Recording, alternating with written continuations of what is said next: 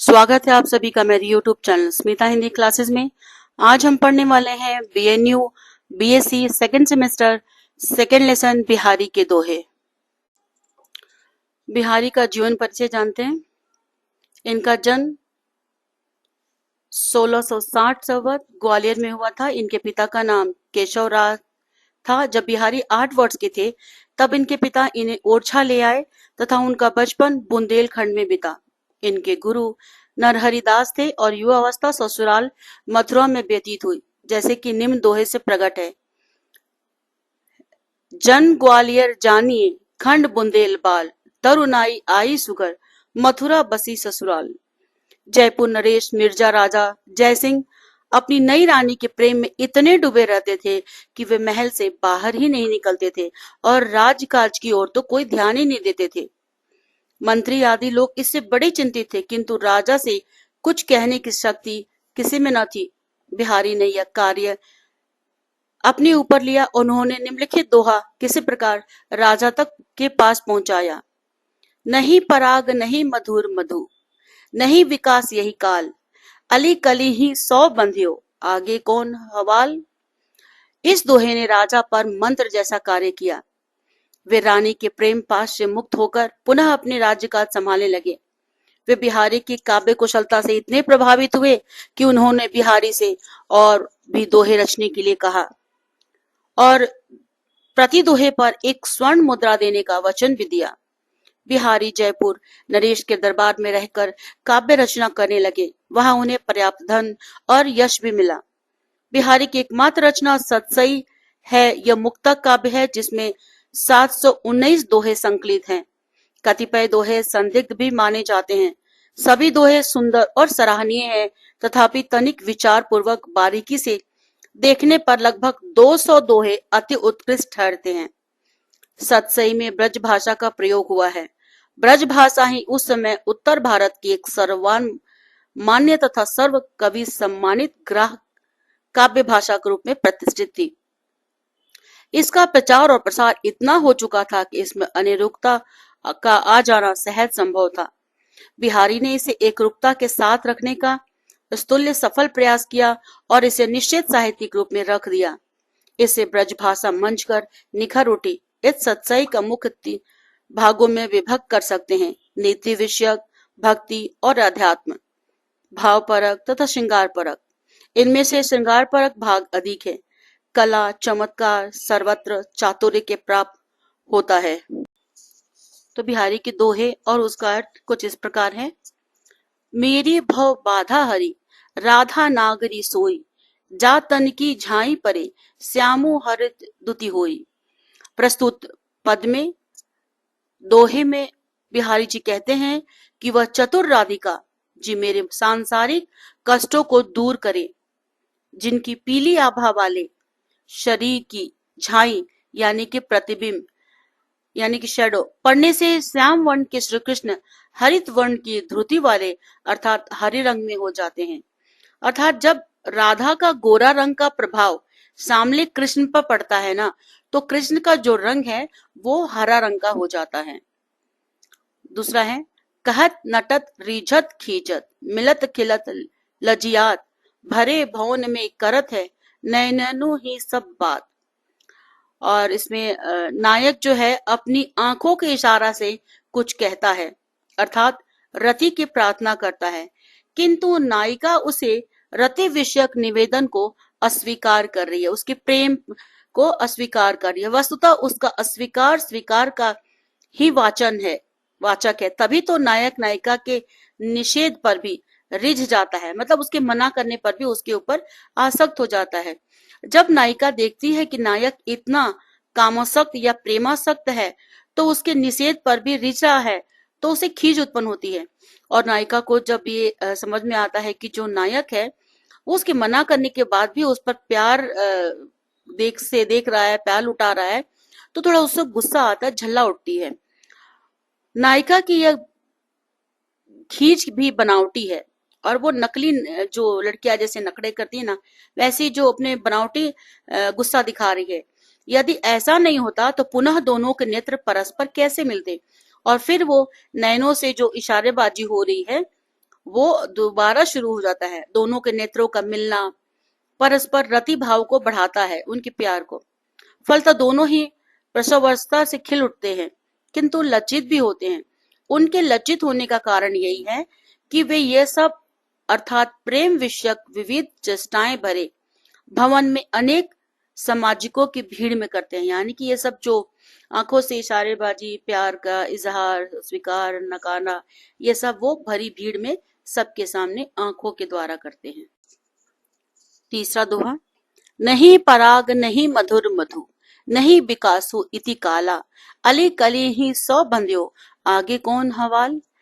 नायिका में आसक्त नायक को शिक्षा देते हुए कवि कहते हैं कि न तो अभी इसी कली में पराग है ही आया है, न ही मधुर मरकंद ही, तथा नहीं इसके अभी इसके विकास का क्षण ही आया है। अरे भौरे, भौरे नायक को कह रहा, अभी तो यह एक कली मात्र है, तुम अभी से इसके मुंह में अंधे बन रहे हो। जब यह कली फूल बनकर पराग तथा मकरंद से युक्त होगी, उस समय तुम्हारी क्या दशा होगी। अर्थात जब नायिका यौवन संपन्न सरसता से प्रफुल्लित हो जाएगी, तब नायक की क्या दशा होगी। क्योंकि प्रेमी जिसके ऊपर आसक्त हो गया है, वो नायिका अभी छोटी है, बच्ची है।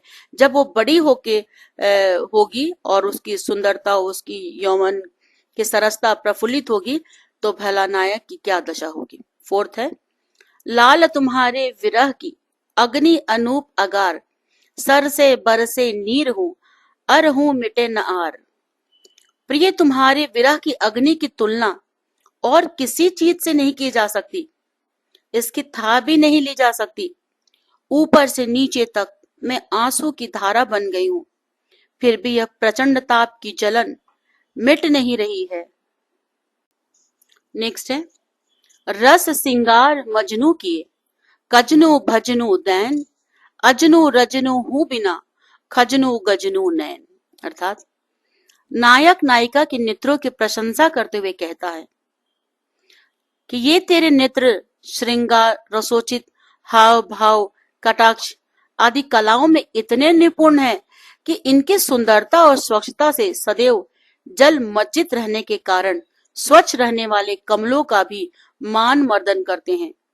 ये नेत्र अपनी स्वाभाविक श्यामलता के कारण बिना काजल लगाए ही खंजन पक्षी से भी अधिक श्याम श्वेत तथा चंचल है। इस पद में नायक जो है नायिका की आंखों की सुंदरता का बखान कर रहा है और वो कंपेयर कर रहा है, वो तुलना कर रहा है पक्षी से। नेक्स्ट है, कागद पर लिखत न बनत, कहत संदेशु लजात, कहिए सब तेरी ही हो, मेरे हिये की बात। अर्थात नायिका अपने प्रेयस को पत्र लिखने बैठती है, तभी तो या तो उसके हाथ कांपने लगते हैं या वो भावावेश में आकर इतनी भाव विभोर हो जाती है कि कंपन, नेह, अधु जैसे सात्विक भाव कागज पर अक्षरों का आकार नहीं बनने देते। इसके विपरीत यदि वह किसी व्यक्ति के माध्यम से नायक के पास संदेश भी भेजने, तो वह समस्या उठ खड़ी होती है कि किसी दूसरे व्यक्ति से अपने मन की गुप्त बातें जो नायक को कहना है, वो किसी और से कैसे कहे। स्पष्ट शब्दों में संदेश कहने में उसे लज्जा का अनुभव हो रहा है, शर्म सी महसूस हो रही है। विकट परिस्थिति यानी कि ऐसी कठिन परिस्थिति है कि नायिका ना तो नायक के पास पत्र भेज सकती है, ना ही अपने संदेश प्रेषित कर सकती है। इस विषमता से ग्रस्त अंततः वह हताश होकर, दुखी होकर वो पत्र की जगह खाली कागज का टुकड़ा ही बिना कुछ लिखे हुए नायक के पास भेज देती है। इस कागज के टुकड़े को भेजने के साथ वो यह अनुमान भी लगा लेती है कि यदि नायक के मन में सचमुच मेरे लिए प्यार होगा, प्रीति होगी, गहन प्रेम होगा, तो वह इस खाली कागज को भी देखकर मेरे मन के भावों को, प्रेम पूरित भावों को स्वयं ही पढ़ लेगा और समझ भी जाएगा। अगला है, पत्रा ही तिथि पाइये, वा घर चहु पास, नीति प्रति पुण्योई रहे, आनन ओप उजास। नायिका अपने घर के चारों ओर इतना प्रकाश रखती है कि केवल पंचांग की सहायता से ही तिथि का पता लगाया जा सकता है। कहने का तात्पर्य है कि नायिका का जो मुंह है वो पूर्णिमा के चांद के समान सुंदर है। जैसे कि पूर्णिमा का चांद अंधेरी रातों में उजाला लेके आ जाता है, इसलिए नायिका के घर के चारों ओर ना हमेशा पूर्णिमा, जैसे चांद की चांदनी पूर्णिमा के रात में बनी रहती है, वैसे ही एक सुंदर चमक आभा बनी हुई है। परिणाम स्वरूप तिथि की जानकारी ही नहीं हो पाती है। यदि कोई तिथि जानना चाहता है तो उसके लिए पंचांग से ही सहायता लेनी पड़ती है, मतलब हर समय वो पूर्णिमा की ही रात लगती है। नेक्स्ट है, कनक कनक ते 100 गुनी माँ दत्ता अधिकाई, उही खाए बोराई, यह पाए ही बोराई। ये बहुत पहले शायद आप लोगों ने छोटे क्लास में भी पढ़ा होगा कि कनक कनक, यहाँ पर 2 बार कनक का अर्थ है, दोनों का अलग अलग अर्थ है। अर्थ तो सोना ही है, पर एक कनक का अर्थ है सोना यानी कि गोल्ड, और दूसरा सोना कनक जो है उसका अर्थ होता है धतूरा। तो जब इंसान के पास सोना बहुत ज्यादा में मिल जाता है ना, तो इंसान किस तरह से बौरा जाता है, पागल हो जाता है। धतूरा भी इंसान खाने से ना वो थोड़े मदहोशी पागल जैसे हो जाते हैं, नशे में आ जाते हैं। और धतूरा खाने से, जो कि जिसका नाम भी कनक ही है, और धतूरे को खाने से लोग बराते हैं, परंतु सोना तो खाने से नहीं, सिर्फ पाने से ही लोग बौरा जाते हैं। नेक्स्ट है, तो परवारी उर्वशी सुनी राधिका के सुजान, तू मोहन के उर्वशी है उर्वशी समान। कृष्ण कहते हैं कि हे सुजान राधिके, तुम यह समझ लो कि मैं तुम्हारे रूप सौंदर्य पर उर्वशी जैसी नारी को भी निछावर कर सकता हूँ। उर्वशी जो कि इंद्रलोक की अप्सरा थी, जो बहुत ही खूबसूरत थी और बहुत ही अच्छा नृत्य करती थी, मतलब उसे तुलना किया जा रहा है, कंपेयर किया जा रहा है। कारण यह है कि तुम तो मेरे हृदय में उसी प्रकार निवास करती हो जिस प्रकार उर्वशी नामक आभूषण हृदय में निवास करता है। 10वां दोहा, कोटि जतन कोउ करो, परे न प्रकृत ही बीचू, नल बल जल ऊंचे चंडे, अंत नीच को नीचू। करोड़ों यंत्र कोई क्यों न करे कहे, किंतु स्वभाव में फर्क नहीं पड़ता, स्वभाव नहीं बदलता। नल के जोर से पानी ऊपर चढ़ता है, पर अंत में वो नीचे नीचे को ही बढ़ता है। यानी क्या, पानी का जो स्वभाव होता है ना, प्रवाह होता है, वो नीचे की ओर होता है, चाहे आप कितने जतन कर लो। गुनी गुनी सबके कहे, निगुनी गुनी न हो तू, सुनियो कहूं तरु अरक, तय अरक समान उदो तू। कवि बिहारी कहते हैं कि जब किसी के गुणी कहकर पुकारने से कोई व्यक्ति गुणी नहीं हो जाता है। बहुत से लोग अकवन को अर्क कहते हैं, और अर्क सूर्य का ही नाम है। कहने का तात्पर्य है कि अकवन को अर्क कहने पर भला वो सूर्य जैसा बन सकता है क्या? नहीं बन सकता। उसी तरह गुणहीन व्यक्ति, यानी कि जिसके अंदर कोई क्वालिटी नहीं हो, अगर हम उसको गुणी कहकर पुकारेंगे तो वो गुणवान नहीं हो जाता।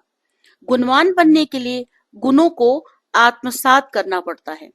12वां दोहा, कैसे छोटे नरनु तय सरद बड़नु के काम, मडियो दाममो जातु क्यों, कही चूहे के चाम। अर्थात ओछे लोग, छोटे विचारों वाले लोग जो होते हैं, बड़े लोगों के काम कैसे पूरे पड़ सकते हैं, अर्थात नहीं पड़ सकते।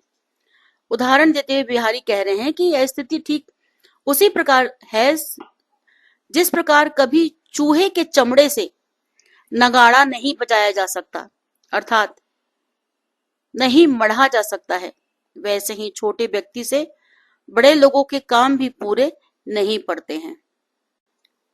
13वां दोहा है, दीर्घ सांस न लेहु दुख, सुख साई नहीं भूली, दई दई क्यों करत हु है, दई दई सु कबूली। अर्थात इंसान का, मानव का स्वभाव है कि जब विपत्ति आती है ना, तो व्यक्ति उस गुरु अथवा मित्र धैर्य प्रदान करते हुए कहते हैं कि इस विपत्ति में तुम जो देव देव करते हो, क्यों करते हो? जो कुछ तुझे इस विपत्ति के रूप में ईश्वर ने दिया है, तुम उसे भगवत प्रसाद मानकर स्वीकार कर लो। इस प्रकार तुम दुख में कभी लंबी सांस मत लो, सुख में ईश्वर को मत भूलो। सुख और दुख ईश्वर प्रदत्त है, ऐसा मानकर तो उसे ग्रहण कर ले, तभी सुख मिल सकता है। यानी कि मानव स्वभावता क्या है कि जब दुख आता है ना, तो तभी वो भगवान भगवान करता है और सुख के समय अपने उसी ईश्वर को भूल जाता है। तो इसमें कहा गया है कि तू जब दुख भी आता है ना, सुख में बहुत खुश मत हो, दुख में बहुत दुखी मत हो, उसे भगवान का प्रसाद मानकर उसे स्वीकार कर ले, तब तुझे सुख और दुख का कुछ भी मलाल नहीं रहेगा। और ऐसा करके तुम अगर रहोगे ना, तो तुम्हें सुख जरूर मिलेगा। नेक्स्ट है, नर की अरु नल नीर की गति एके करी जोई, जय तो नीची चले ते तो ऊंची होई। मनुष्य की और नल के समान स्थिति होती है। जिस प्रकार नल का जल जितना नीचे होकर बहता है उतना ही ऊंचा उठता है, उसी प्रकार मनुष्य उसका नम्रता का व्यवहार करता है उतना ही अधिक उन्नति करता है। इस प्रकार मनुष्य और नल का पानी जितना नीचे चलते हैं उतना ही उठते हैं। ये वाला दोहा शायद रिपीट किया गया है। संगति सुमति न पावही, परे कुमति के धन, राखो मेली कपूर में हिंग न होई सुरंग। कवि बिहारी कहते हैं कि जो लोग गलत काम करने वाले होते हैं, उन्हें गलत काम करने की एक आदत सी लग जाती है, लत सी पड़ जाती है। फिर उन्हें भले कितने ही अच्छे लोगों की संगत में रख लो, लेकिन वो अपना जो बुरा स्वभाव है ना, वो नहीं छोड़ पाते हैं, वह अच्छे नहीं बन पाते हैं। उन्हें गलत काम करने की एक आदत सी हो जाती है, जरूरत नहीं होती पर आदत हो जाती है। फिर उन्हें भले ही कितनी ही अच्छे लोगों की संगत में रखो, वो अपना बुरा छोड़ ही नहीं पाते, वो अच्छा बन ही नहीं पाते हैं। दोहा नंबर 10 और दोहा नंबर 14 लगभग एक जैसा है। आइए प्रश्नोत्तर देखते हैं। बिहारी किसे अपने संसारिक कष्टों को दूर करने के लिए प्रार्थना करते हैं? राधिका जी से। नायक नायिका के निषेध पर भी क्यों रिझ जाता है? उसके प्रेम स्वीकार का संकेत होता है। भौरे को कभी क्या शिक्षा देता है? भौरे को शिक्षा देता है कि कली में अभी पराग नहीं है, अतः उसका मोह ना करे। नायिका विरह में कैसी है? नायिका विरह में आंसुओं की धारा बन गई है, फिर भी जलन कम नहीं हो रही। नायक नायिका के नेत्रों की तुलना किससे करता है? नायक नायिका के नेत्रों की तुलना कमल और खंजन पक्षी से करता है। नायिका अपने प्रिय को पत्र क्यों नहीं लिख पाती है? भावावेश और लज्जा के कारण। नायिका के घर के चारों ओर हमेशा पूर्णिमा क्यों बनी रहती है? क्योंकि उसका मुख पूर्णिमा के चंद्रमा के जैसा सुंदर और दिव्यमान है। सोने की मादकता किसमें अधिक बताई गई है? धतूरे से 100 गुनी अधिक बताई गई है सोने की मादकता। कृष्ण किसे उर्वशी से भी श्रेष्ठ मानते हैं? राधिका को। पानी का स्वभाव क्या बताया गया है? पानी नल से ऊपर चढ़ता है लेकिन अंततः फिर नीचे ही बहता है। क्या किसी को गुनी कहने भर से वह गुनी हो जाता है? नहीं। चूहे के चमड़े से नगाड़ा क्यों नहीं बज सकता? क्योंकि छोटे व्यक्ति बड़े कार्यों के लिए सक्षम नहीं होते। विपत्ति में मनुष्य को क्या करना चाहिए? उसे भगवान का प्रसाद मानकर स्वीकार करना चाहिए। नल का जन्म और मनुष्य की समानता क्या है? जितना झुके उतना ही ऊपर उठ सकते हैं। बुरे स्वभाव के व्यक्ति अच्छे लोगों की संगत में क्या सुधार सकते हैं? वे अपनी बुरी आदतें नहीं छोड़ पाते। बिहारी किस रस के कवि माने जाते हैं? श्रृंगार रस। बिहारी सत्संगति और असंगति के बारे में क्या कहते हैं? सत्संगति उन्नति कराती है जबकि असंगति पतन कराती है। विरह में नायिका की पीड़ा को कौन सा तत्व भी शांत नहीं कर पाता? आंसुओं की धारा। बिहारी के दोहों का संकलन किस नाम से प्रसिद्ध है? बिहारी सतसई। बिहारी किस काल के कवि थे? बिहारी रीतिकाल के कवि थे। टिप्पणी लेखन। बिहारी के दोहे में संक्षिप्तता में गुण अर्थ।